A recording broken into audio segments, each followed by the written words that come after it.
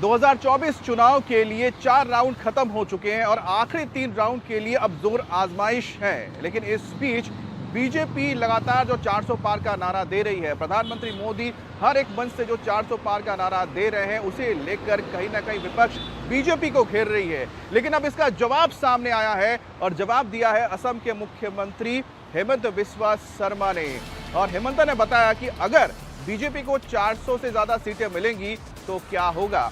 दिल्ली की एक सभा में हेमंत बिस्वा शर्मा ने कांग्रेस समेत तमाम विपक्षी पार्टियों को घेरा और जवाब भी दिया। उन्होंने याद दिलाया कि 2019 में जब बीजेपी ने 300 से ज्यादा सीटें जीती थी तो उसके बाद क्या हुआ। उसके बाद भव्य राम मंदिर का निर्माण हुआ। अब अगर इस वक्त जो चुनाव हो रहे हैं उसमें 400 से ज्यादा सीटें आती हैं तो ऐसे में क्या होगा। हेमंत ने कहा कि 400 प्लस सीटें आएंगी तो फिर मथुरा में भव्य कृष्ण मंदिर बनेगा। 400 प्लस सीटें आएंगी तो ज्ञानवापी में, काशी विश्वनाथ में बाबा का नया भव्य मंदिर तैयार किया जाएगा।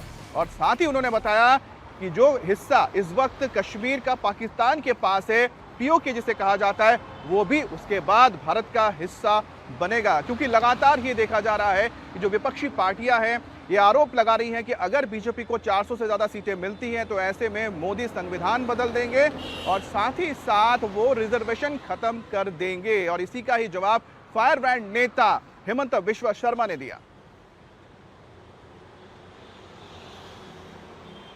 मैं इसलिए कांग्रेस को बताना चाहता हूं कि हमें 400 सीट क्यों चाहिए। अगर हम बोलते जाओ तो आपको आईसीयू एडमिट होना पड़ेगा, आपको अस्पताल जाना पड़ेगा। इससे कोई और उपाय नहीं है। कांग्रेस लोग हम लोग से पूछते रहा भाई आपको 400 सीट क्यों चाहिए, तो मेरा दिमाग में लगा इसका जवाब भी होना चाहिए। तो मैंने सुबह कांग्रेसियों को बोला कि भाई देखो, जब हमारा 300 सीट था हमने राम मंदिर बनाया, अभी हमारा 400 सीट होगा, मथुरा में भी कृष्ण जन्मभूमि बनेगा और ज्ञानवापी मस्जिद का जगह में बाबा विश्वनाथ का बड़ा भव्य मंदिर बनेगा। तो अब हमें सीट देते रहिए। और मुगलों ने जितना कारनामा करके गया था हम लोग सब साफ करते करते चला जाऊंगा। भारत को साफ करने का भी बहुत कुछ बाकी है ना, अभी भी तो काम खाली नहीं हुआ है। जब कांग्रेस का शासन था हम लोग को यह बताया गया था कि एक प्रकार से कश्मीर भारत में भी है, पाकिस्तान में भी है। हमारा संसद में कभी इसका चर्चा नहीं होते थे कि जो कश्मीर पाकिस्तान का साथ है वो ऑक्युपाइड कश्मीर है, एक्चुअली वो हमारा है।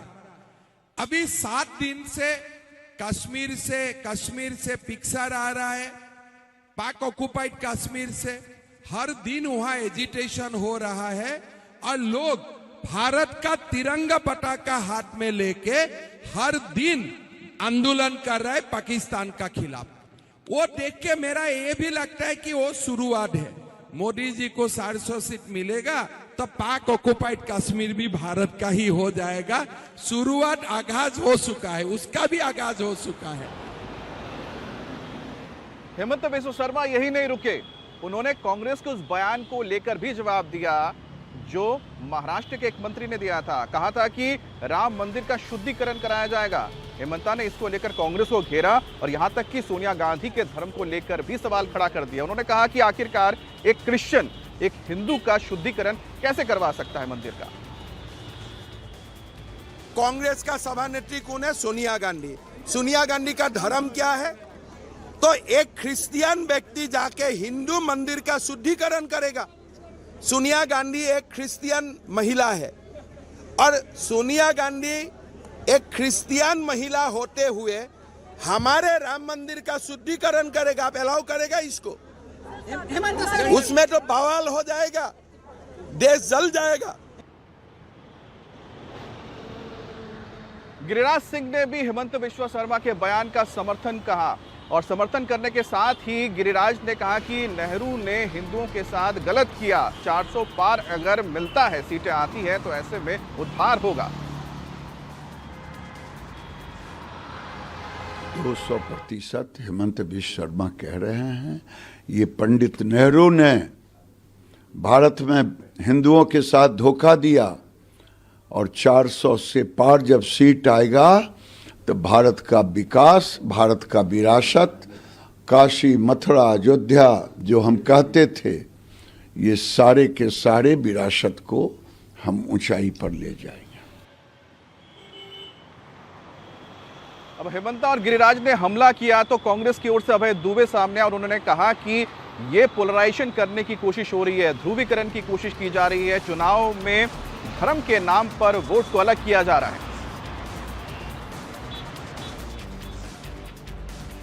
अच्छा होता कि असम के मुख्यमंत्री और प्रधानमंत्री अपने घोषणा पत्र पर ज्ञान बघारते, बजाय इसके कि सांप्रदायिक ध्रुवीकरण की आग में देश को झोंकना चाहते हैं।